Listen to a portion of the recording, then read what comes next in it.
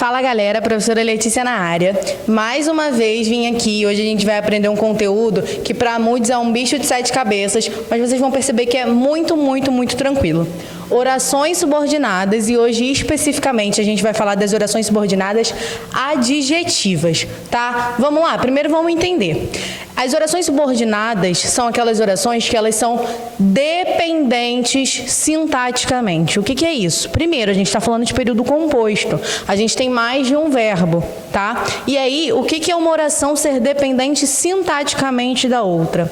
Ela não é uma oração completa. E aí, quando eu falo de ser ou não completa, eu estou falando de funções sintáticas. Muito cuidado, porque quando a gente falar, elas são dependentes, a galera pensa logo em sentido. Uma precisa da outra para ter seu sentido completo. Não é isso.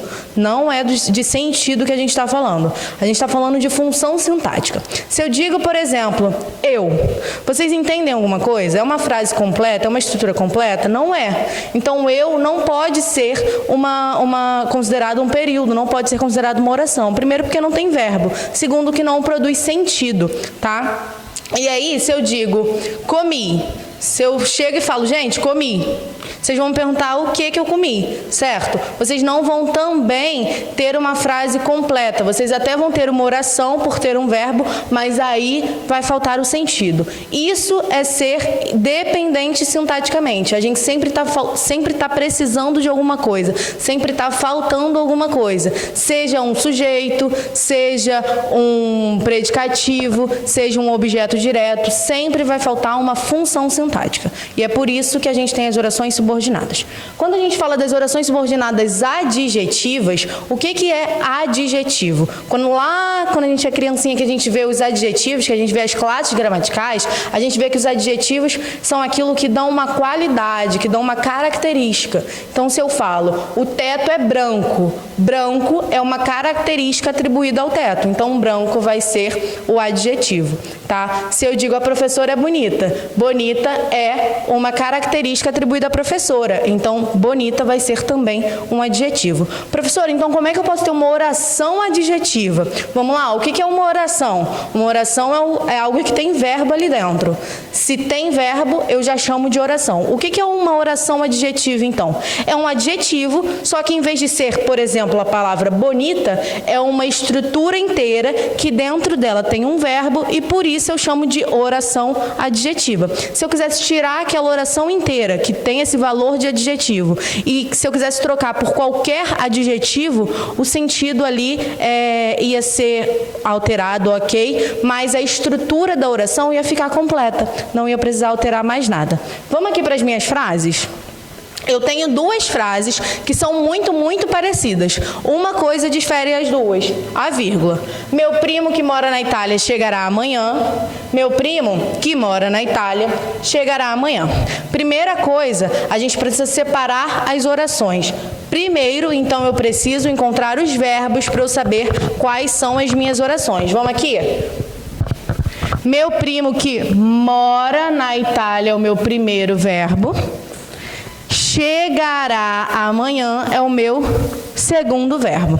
Se a gente for separar de fato as orações, quem chegará amanhã? Meu primo. Então, meu primo chegará amanhã é uma oração. Que mora na Itália é outra oração.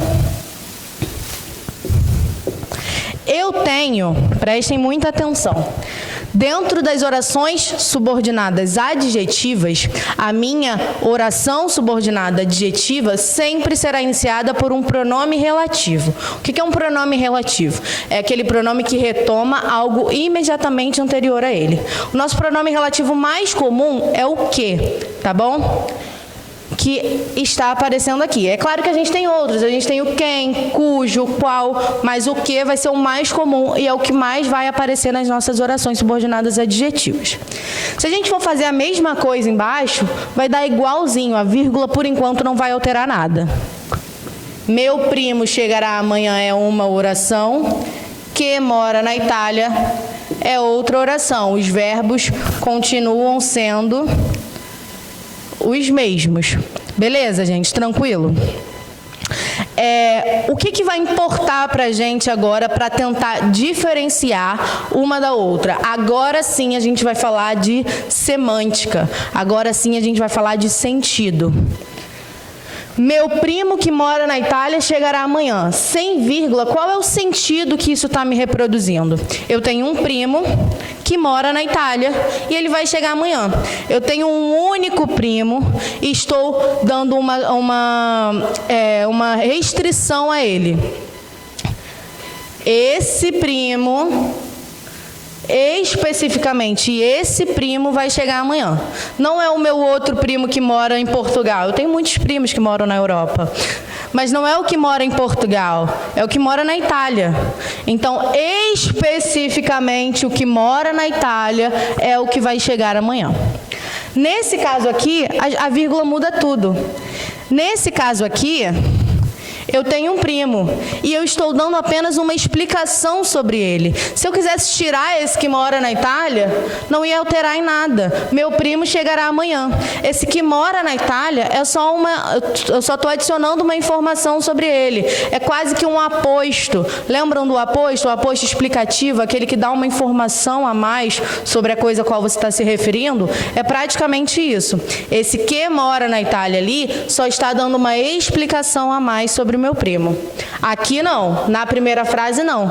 Na primeira frase, esse que mora na Itália está especificando qual é o meu primo. Está restringindo qual é o meu primo. Não é o que mora em Portugal, não é o que mora na Espanha. É especificamente, é restritamente o que mora na Itália. Por que eu estou batendo tanto nessa tecla? Isso é muito importante porque muitas vezes, nas questões de prova e do dia a dia, é isso que cai. Mais do que dizer qual é o tipo de oração, cai pedindo para vocês explicarem a semântica que aquela oração ali está reproduzindo. Então, sem a vírgula, eu tenho vários primos e especificamente o que mora na Itália vai chegar. Com a vírgula, eu tenho um único primo e estou dando apenas uma explicação sobre ele. Agora, já que a gente já entendeu a semântica, vamos entender agora os nomes dessas orações, porque a gente sabe que oração subordinada não é só oração subordinada, todas elas têm nomes, né? Então aqui, ó, lembram? Esse que mora na Itália está restringindo o meu primo. Então aqui eu vou ter uma oração subordinada adjetiva restritiva, porque está restringindo qual é o meu primo.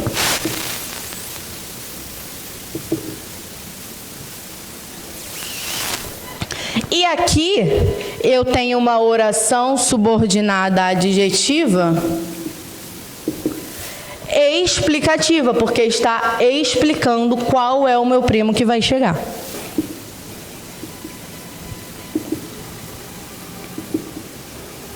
Muito cuidado, porque tem muita gente que prefere gravar assim: a oração explicativa tem vírgula, a restritiva não tem vírgula. Isso é um fato? Sim, é um fato. A explicativa tem vírgula, a restritiva não tem. Só que se você gravar assim, você vai apenas gravar, e tudo que a gente grava a gente esquece depois. Então não gravem, entendam o que aquela frase está querendo te dizer. Na primeira frase, eu tenho vários primos e especificamente um, restritamente um, vai chegar.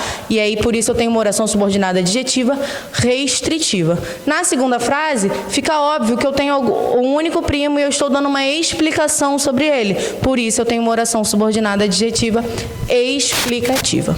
De novo, ok, as vírgulas funcionam com vírgula explicativa, sem vírgula restritiva, mas se você gravar, você vai esquecer e isso não é o ideal, tá bom? Galera, é isso. Espero que numa próxima aula a gente consiga tirar mais dúvidas sobre esse bicho de 7 cabeças que todo mundo acha que são as orações subordinadas, tá bom? Um beijo e até a próxima.